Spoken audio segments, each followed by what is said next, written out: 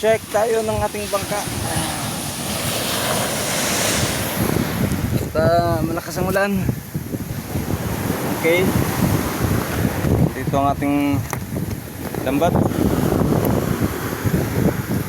Yan, hanggang dito na yung tubig. Kung mapapansin nyo, ilip na siya. Kawayan, yan na.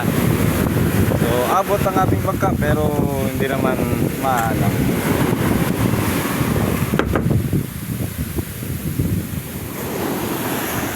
Ayan, nakalabas na yung ating bagyong Krising.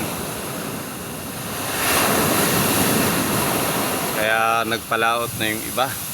Wala nga lang huli. So ganyan kalaki ang ating alon dito sa gilid. So how much more kung meron siyang seawall.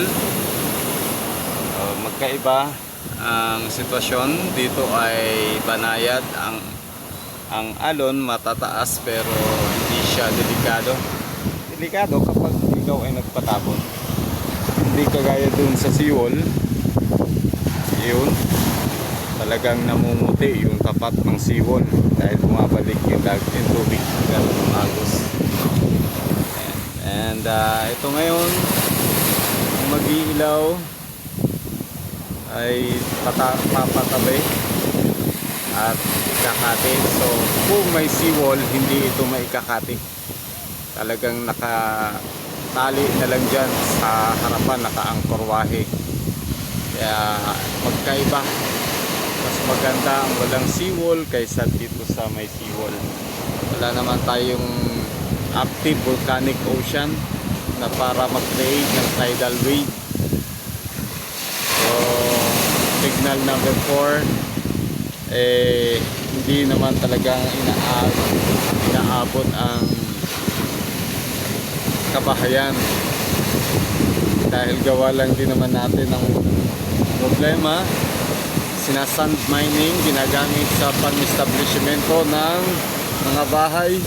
Ayan. So, lumog ang tao para tulungan ang bangka, ang mag-iilaw. Ganyan ang bayanihan ng mga mangingisda. So hindi na ako lumapit kasi marami naman talaga tao. Ayan siya, tataas hanggang dyan. Yan na yung bangka. At